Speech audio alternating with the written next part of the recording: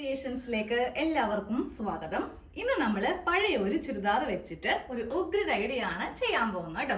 നമ്മുടെ എല്ലാവരുടെയും വീട്ടില് പഴയ ചുരിദാർ, പഴയ നൈറ്റി ഇതിൽ ഏതെങ്കിലുമൊക്കെ ഒന്നുണ്ടാവും അല്ലെ. അപ്പൊ ഞാനിവിടെ ഒരു ചുരിദാറാണ് എടുത്തിരിക്കുന്നത്. ഇത് എ ലൈൻ മോഡലുകളാണ് കേട്ടോ.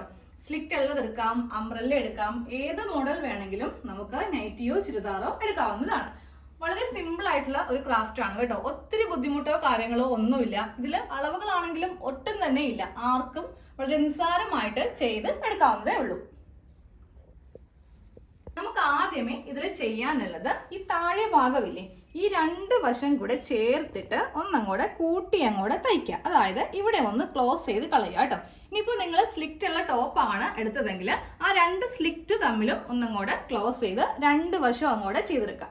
അപ്പൊ ആദ്യം ഞാൻ ഇവിടെ ഒന്ന് തയ്ക്കട്ടെ. താഴെ ഭാഗത്ത് ഇങ്ങനെ അങ്ങോട്ടൊന്ന് തയ്ച്ച് വെച്ചിട്ടുണ്ട്. ഇനി നമുക്കിതിൽ ഇതിനെ ഒന്ന് മൂന്നായിട്ടൊന്ന് സെപ്പറേറ്റ് ചെയ്യണം. അപ്പോൾ അത് ഏറ്റവും മുകളിൽ നമ്മുടെ ടേപ്പ് എടുക്കുക കേട്ടോ. ടേപ്പ് എടുത്തിട്ട് താഴത്തേക്ക് നമുക്കൊരു 13 ഇഞ്ചിൽ ഒരു ലൈൻ ഇങ്ങനെ ഒന്ന് കൊടുക്കാം. ഇതേ അളവ് തന്നെ നിങ്ങൾക്ക് ഫോളോ ചെയ്യാം കേട്ടോ. അപ്പോൾ അതേ ഫസ്റ്റ് 13 ഇഞ്ചിൽ കൊടുത്തു.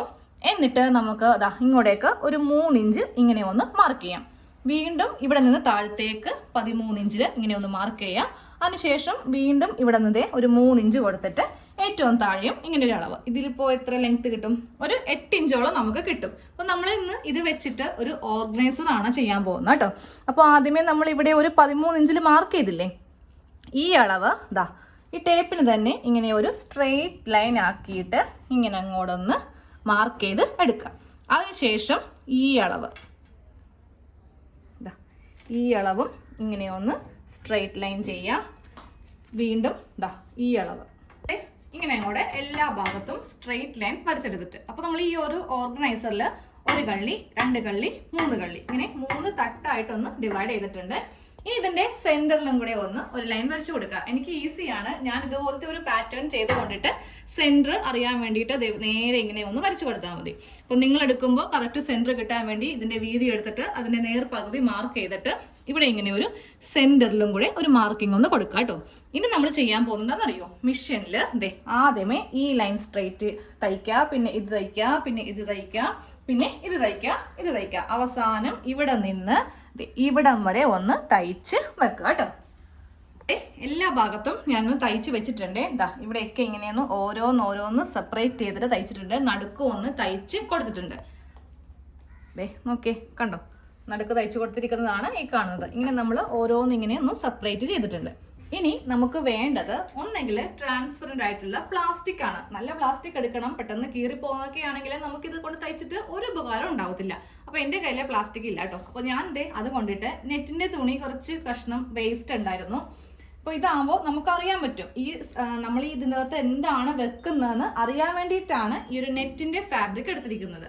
വേണമെങ്കിൽ മേടിക്കാം. നമുക്ക് മീറ്ററിന് 25 രൂപയൊക്കെ ഇതിന് വിലയുള്ളൂ. പക്ഷെ പ്ലാസ്റ്റിക് എന്നൊക്കെ പറയുമ്പോൾ വില കൂടുതലാണ്. നല്ല കട്ടികളൊക്കെ വരുമ്പോൾ ഒരു മീറ്ററിന് 150, 120 ഒക്കെയാണ് ഇതിന്റെ റേറ്റ് വരുന്നത്. ഇനി എന്തെങ്കിലുമൊക്കെ നമ്മൾ സാധനങ്ങൾ വാങ്ങിക്കത്തില്ലേ, വല്ല ബനിയനോ ഷർട്ടോ എന്തെങ്കിലുമൊക്കെ വാങ്ങിക്കുമ്പോൾ ചിലപ്പോൾ അതിൽ പൊതിഞ്ഞ് കിട്ടുവാണെങ്കിൽ അതങ്ങോട്ട് എടുത്തോ കേട്ടോ. അപ്പോൾ ഇനി നമുക്ക് ഇത് വെച്ചിട്ടാണ് ഇതിന്റെ മീതെ ഒന്ന് തയ്ച്ച് എടുക്കേണ്ടത്. നമുക്ക് ഈ ഒരു നെറ്റിന്റെ തുണിയിൽ എങ്ങനെയാണ് അളവെടുക്കേണ്ടതെന്ന് കാണിച്ചിടാം കേട്ടോ.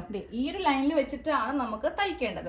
തയ്ക്കുമ്പോൾ എന്താണെങ്കിലും നമുക്ക് നല്ല ഭംഗിയായിട്ട് തയ്ക്കണം. അതായത് ഫിനിഷിങ് വേണം. ഒരു 1/2 ഇഞ്ച് മടക്കണം, വീണ്ടും ഒരു 1/2 ഇഞ്ച് മടക്കണം.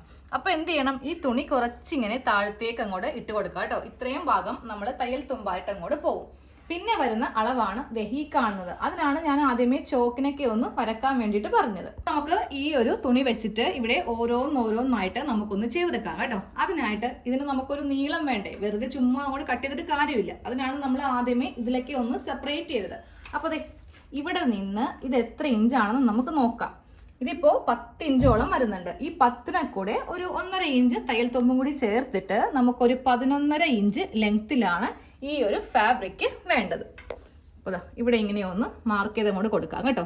ഇതങ്ങോട്ട് കട്ട് ചെയ്യാം. ഈ ഭാഗത്തിന് വേണ്ടിയിട്ടുള്ള തുണിയാണ് ഈ കാണുന്നത്.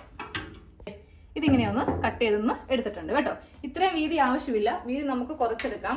ഒറ്റ ലെയറിൽ കൊടുത്താൽ മതി. 2 ലെയറിലാണെങ്കിൽ നമുക്ക് ഒറ്റ ലെയർ ആണെങ്കിൽ നല്ല ട്രാൻസ്പെറന്റ് ആയിരിക്കും. പക്ഷെ 2 ലെയർ കൊടുക്കുവാണെങ്കിൽ കുറച്ചുകൂടി കട്ടി കൂടി പോകും. ഇതിന്റെ ആവശ്യമില്ല. ഒറ്റ ലെയർ മതി. നൈറ്റിയുടെ എല്ലാം ഈ ഒരു തുണിക്ക് അത്യാവശ്യം നല്ല കട്ട് ചെയ്യണ്ടേ, പെട്ടെന്നൊന്നും കീറിപ്പോകത്തില്ല. അപ്പോൾ ആദ്യമേ നമുക്ക് ഇവിടെ ഇങ്ങനെ ഒന്ന് മടക്കി അടിക്കണം. എന്നിട്ട് വേണം ഇത് വെച്ച് കൊടുക്കാൻ വേണ്ടിയിട്ട്. ഇവിടെയും കുറച്ച് തുണി മടക്കി അടിക്കണം, ഇവിടെയും അടിക്കണം. എന്നിട്ട് ഇടയിൽ കുറച്ച് പ്ലീറ്റ്സ് നമുക്ക് ഇട്ട് കൊടുക്കണം. ഇല്ലെങ്കിൽ നമ്മൾ ഇതിൻ്റെ അകത്തേക്ക് കൈ കടത്തുമ്പോണ്ടല്ലോ വിട്ടുണ്ടാവത്തില്ല. കുറച്ച് സ്പേസ് നമുക്ക് ഇട്ട് കൊടുക്കണം കേട്ടോ. ഈ ഒരു തുണിയിൽ നമ്മൾ താഴെ ഭാഗത്തും മുകൾ ഭാഗത്തും ഇങ്ങനെ ഒന്ന് മടക്കി അടിച്ചിട്ടില്ലേ, ഇനി നേരെ ഇതിങ്ങനെ വെച്ച് കൊടുക്കാം കേട്ടോ. കറക്റ്റ് അളവിലായിരിക്കണം നമ്മൾ ഇതിങ്ങനെ ഒന്ന് തയ്ച്ചെടുക്കേണ്ടത്. എന്നിട്ട് ഫസ്റ്റ് ഇതിൻ്റെ ഈ ഒരു സെൻറ്റർ ഭാഗം ഒന്ന് തയ്ച്ചങ്ങോട്ട് വെക്കുക. എന്നിട്ട് നമ്മൾ ഇവിടെ ഒന്ന് അടിക്കണം. അതേപോലെ തന്നെ ഇവിടെയും ഒന്ന് മടക്കി ഉള്ളിലേക്കൊക്കെ നമ്മളൊന്ന് ഫിനിഷ് ചെയ്തിട്ട് തയ്ക്കുന്നുണ്ട്. അപ്പോൾ കുറച്ചിങ്ങനെ പുറത്തേക്ക് ചാടിച്ചങ്ങോട്ട് ഇട്ട് കൊടുക്കുക കേട്ടോ. എന്നിട്ട് ഇവിടെ തയ്ക്കുമ്പോൾ ഉണ്ടല്ലോ, ഇവിടെ ഇങ്ങനെ 2-3 പ്ലീറ്റ്സ്, ഒരു 3 ആയാലും മതി, ഇങ്ങനെ അങ്ങോട്ട് പ്ലീറ്റ്സ് ഇട്ട് വേണം തയ്ച്ച് എടുക്കാൻ വേണ്ടിയിട്ട്. ഞാൻ കാണിച്ചു തരാം. ആദ്യമേ ഞാൻ ഇതിൻ്റെ ഈ ഒരു സെൻറ്ററിൽ ഒന്ന് തയ്ച്ചു വെക്കട്ടെ. സെൻറ്ററിൽ ഇങ്ങനെ ഒന്ന് തയ്ച്ചങ്ങോട്ട് എടുത്തിട്ടുണ്ട്. ഇനി നമുക്ക് ഈ ഒരു ഭാഗവും തയ്ക്കണം, ഈ ഒരു ഭാഗവും തയ്ക്കണം. അപ്പോൾ ഇവിടെ തയ്ക്കുമ്പോൾ നമ്മളിതേ ഇതിൻ്റെ ഒരു സെൻറ്റർ ഭാഗത്ത് ഒരു പ്ലീറ്റ് ഇങ്ങനെ, അതിനുശേഷം ഒരു പ്ലീറ്റ് ഇങ്ങനെ, വീണ്ടും ഒരു പ്ലീറ്റും കൂടെ. 3 പ്ലീറ്റ് കൊടുത്തില്ലെങ്കിൽ എന്താണ് സംഭവിക്കുക എന്ന് കാണിച്ചു തരാം കേട്ടോ. ഇങ്ങനെ വെച്ചിട്ട് വേണം ഈ ഒരു മാർജിനിൽ കൂടെ നമുക്ക് ഇതൊന്ന് തയ്ച്ച് വെക്കാൻ. അതിനുശേഷം തയ്ച്ച് കഴിയുമ്പോൾ നമുക്കിത് കുറച്ച് ബാക്കിയല്ലേ, ഇവിടെ നിന്ന് കുറച്ചിങ്ങനെ കൂടെ കട്ട് ചെയ്ത് മാറ്റുക. എന്നിട്ട് അത് ഉള്ളിലേക്ക് മടക്കിയിട്ട് ഇതിൻ്റെ മീതെ ഒന്ന് ഫിനിഷ് ചെയ്ത് വെക്കുക കേട്ടോ. അപ്പോൾ ഇങ്ങനെ പ്ലീറ്റ് ഇട്ടില്ലെങ്കിൽ നമ്മൾ എന്ത് ചെയ്യും, നേരെ ഇതിങ്ങനെ അങ്ങോട്ട് വെച്ചിട്ട് തയ്ച്ചെടുക്കും. അപ്പോൾ അതെ ഇതിൻ്റെ അകത്ത് അധികം സാധനങ്ങൾ നമുക്ക് കടത്താൻ പറ്റത്തില്ല. കുറച്ച് തുണി ഇങ്ങനെ ഇരുന്നാൽ മാത്രമേ നമുക്ക് കുറച്ച് സാധനങ്ങൾ ഇങ്ങനെ ഒന്ന് വെച്ചെടുക്കാൻ വേണ്ടിയിട്ട് പറ്റുള്ളൂ. നമ്മൾ 2 ഭാഗവും ഇങ്ങനെ ഒന്ന് തയ്ച്ചെടുത്തിട്ടുണ്ട്. സൈഡ് ഞാൻ തയ്ച്ചിരുന്നില്ലേ, ഇങ്ങനെ ഒന്ന് മടക്കിയിട്ട് ഇവിടെ ഒന്ന് ഫിനിഷ് ചെയ്യുക. അതേപോലെ തന്നെ ഈ ഭാഗത്തൊന്ന് ഫിനിഷ് ചെയ്യുക. ഇവിടെയും 3 പ്ലീറ്റ്സ് കൊടുത്തിട്ടുണ്ട്, ഇവിടെയും 3 പ്ലീറ്റ് കൊടുത്തിട്ടുണ്ട്. എന്നാലും നമുക്ക് കൈ കടത്തിയിട്ട് ഓരോന്നോരോന്ന് എടുക്കാനും അതുപോലെ വെക്കാനുള്ള സൗകര്യത്തിന് വേണ്ടിയിട്ടാണ് ഇങ്ങനെ ഒന്ന് ചെയ്ത് കൊടുത്തത് കേട്ടോ. ഇവിടത്തെ കഴിഞ്ഞിട്ടുണ്ട്. ഇതേപോലെ തന്നെ നമ്മൾ ഈ ഭാഗത്തും ചെയ്യണം, ഫ്രണ്ട് ഭാഗത്തും ചെയ്യണം. അപ്പോൾ ഇവിടത്തേക്ക് വേണ്ടിയിട്ട് ഞാൻ കറക്റ്റ് അളവിൽ തുണി ഒന്ന് കട്ട് ചെയ്തെടുത്തിട്ടുണ്ട്. ഇവിടെയും മടക്കി അടിക്കണം, ഇവിടെയും മടക്കി അടിക്കണം. അപ്പോൾ അത് കറക്റ്റായിട്ട് കിട്ടും. ഫ്രണ്ടിലത് കുറച്ച് ചെറുതാണ് കേട്ടോ, നമുക്ക് അത്രയ്ക്ക് അധികം അങ്ങോട്ട് കിട്ടുന്നില്ല. ആ ഒരു രീതി അനുസരിച്ചിട്ട് ഞാൻ ഇവിടത്തേക്ക് വേണ്ടിയിട്ടും കട്ട് ചെയ്തെടുത്തിട്ടുണ്ട്. ഇതെല്ലാം കഴിഞ്ഞിട്ട് അവസാനം ഒന്ന് കാണിച്ചു തരാം. ഇപ്പോൾ 3 തട്ടായിട്ട് നമ്മളിങ്ങനെ മൊത്തത്തിൽ 6 കള്ളിയായിട്ടൊന്ന് ചെയ്തെടുത്തിട്ടുണ്ട്. അപ്പോൾ നമ്മുടെ മക്കളൊക്കെ ഇപ്പോൾ സ്കൂളിൽ പോകുന്നുണ്ട്. അപ്പോൾ യൂണിഫോം, അതുപോലെ സോക്സ്, ടൈ, ബെൽറ്റ്, കർച്ചീഫ്, ഇങ്ങനെ കുറേ ഐറ്റംസ് നമുക്ക് ഉണ്ടാവും. അപ്പോൾ ഇതെല്ലാം നമ്മൾ അലമാര അല്ലെങ്കിൽ ഷെൽഫിലൊക്കെയാണ് മടക്കി വെക്കുന്നതെങ്കിൽ കുട്ടികൾ അതെടുക്കുമ്പോൾ എന്ത് പറ്റും, എല്ലാം കൂടെ ഇങ്ങനെ താഴത്തേക്ക് അടർന്ന് വീടും. അപ്പോൾ നമുക്ക് എപ്പോഴും സമയം ഉണ്ടാവുന്നില്ലല്ലോ. കിച്ചണിലൊക്കെ വർക്കൊക്കെ കഴിയുമ്പോൾ എന്തായാലും നമുക്ക് ചിലപ്പോൾ സമയം കിട്ടില്ല എന്ന് വരും.